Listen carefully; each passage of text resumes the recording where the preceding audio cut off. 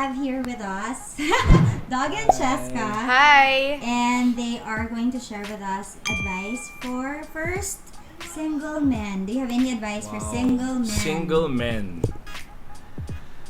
Whew. Okay, so my advice for single men, probably how I would advise is how I would advise myself. Know your priorities first, as guys. I mean, for me, my hierarchy is, I put God first, and then family, and then everything else follows. I think if you put that as your priority, you would know already what kind of woman you're after. If it's a godly woman, of course, you want to form a very good relationship with her first before pursuing anything intimate. Si Chesca nga, I'll give an example. I've had previous girlfriends prior to Chesca, but with her I wanted to start out right. So we dated for a while. I did not even want to hold her hands. Parang I wanted to set boundaries first. And I wanted all that intimacy later on. That's gonna come eh. This is a getting to know stage, which means you're trying to build a solid foundation with your partner. And that's how I wanted it with Chex. And right now, we can look back and see na it worked for us. Sometimes it might not work for others. We don't know. We don't know what God's plans are. But for us, since 2003, we've been together for 16 years, married for almost 11 years.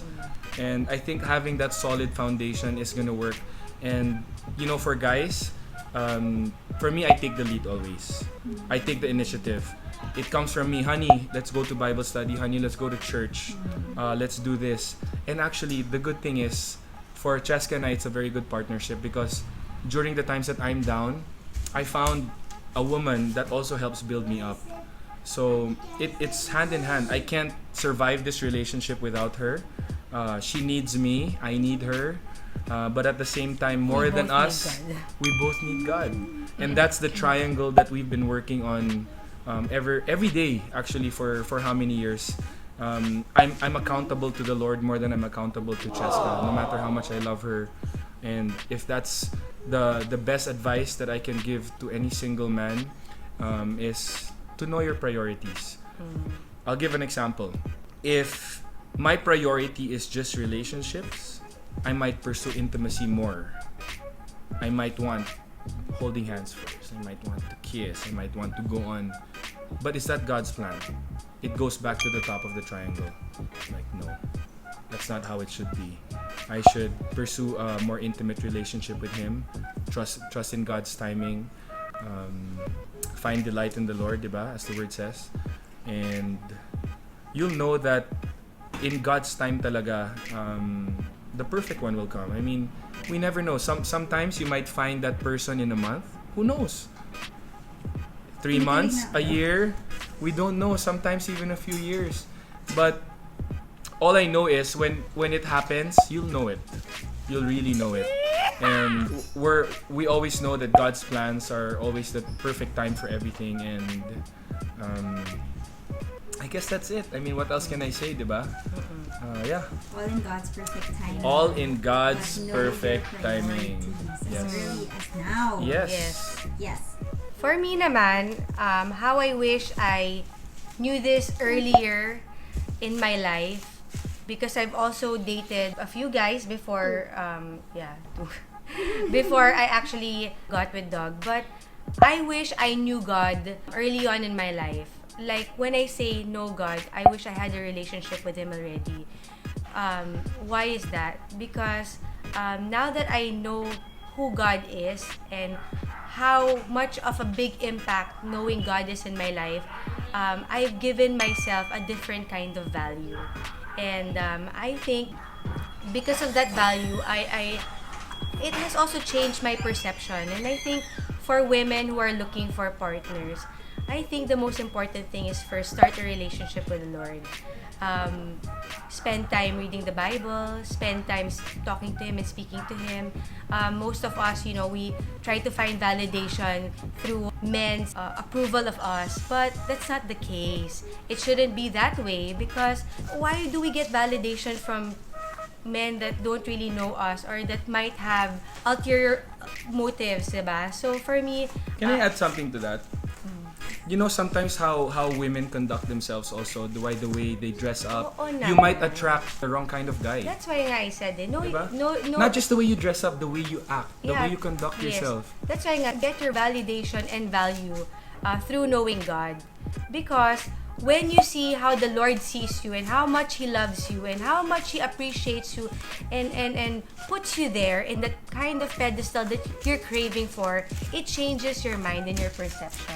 Yeah. That's what I mean. And for me, you know, as women, we like to write a lot in our diaries, or we like to keep notes or set our goals and things like that. For me, while it's important to set goals, I also feel that it's important that we also set goals in our standards. When I say standards, those are your standards where you You will not compromise. no, those are the things that you can compromise. Your negotiables. And then your convictions are your non-negotiables. So you kind of like Many things, no? separate things. And that's what I tell my daughters, you know, as early as now. You already know, of course, they already start knowing their worth as young as now. And you also want to make I think them I like what you said there. So, you have your non-negotiables, which are your standards. your standards. Ang good looking, kailangan smart, Those are negotiables. And then, mayaman, yun yung mga negotiables mo, di hindi ba? naman kailangan na ganun eh. Pero alam mo, yung... What are your non-negotiables? Well, my non-negotiables are, I want also a godly man. I also want somebody who is, for me, it matters to me if you're hardworking.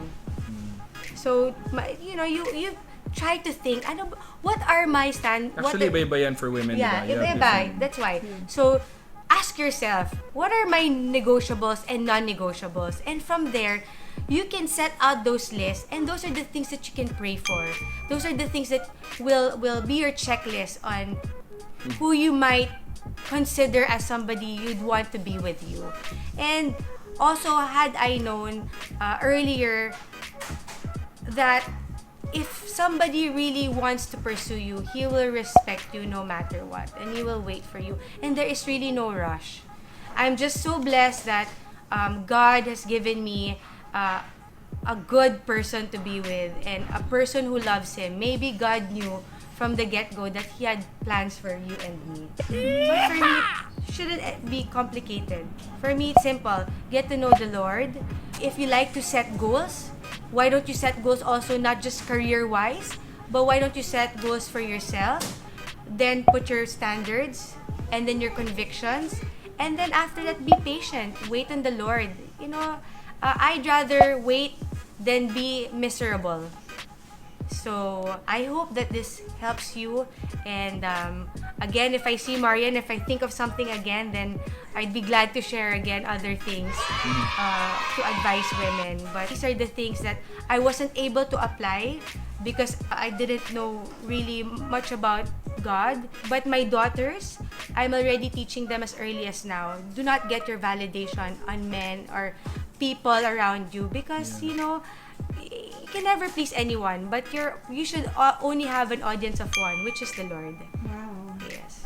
One last, do you have any advice on how women, since they're still single, how can they best take good care of themselves now?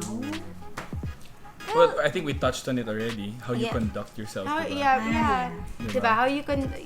How you conduct yourself. Might attract the wrong guy. For me my kasi, golly. it helps talaga to ask yourself, what are my intentions when I do these things? Exactly. It comes down to you also. Yeah. Diba? What are my intentions? Why do I do the things that I do? You also have to be accountable to yourself. Which also, why do I say this? Because these are the things which I should have also asked myself before. Yeah. A lot of experience kasi are in hindsight eh. Yeah, Parang, I oo. should have done this, I should have done that. And that's why as parents also, we're slowly teaching our kids Yes. already the mistakes that we did along the line and experiences that we probably want our kids to avoid, and maybe even some experiences that even our kids should go through para they will also learn. Yes. Diba? So it's a process which we were which built us up to how we are today. Yes, and you know what? For me, when you hold yourself accountable for your actions and you take time to reflect on the things that you do, you're also able to correct yourself. So always ask yourself, what are my intentions when I do this? What do I want to send out? I know that, we're free to do whatever we want to do, and nobody should stop us. Why does it matter if I dress up this way or talk this way or act this way?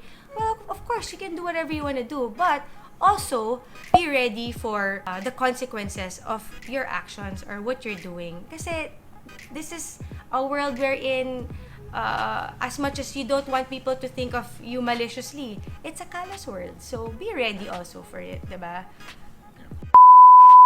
So I'm so grateful to be with one of the most beautiful couples in the world. Thank you for having us also, Marianne. We appreciate you coming Thank you over. so much, and God bless you. God bless you and everybody else. Yes.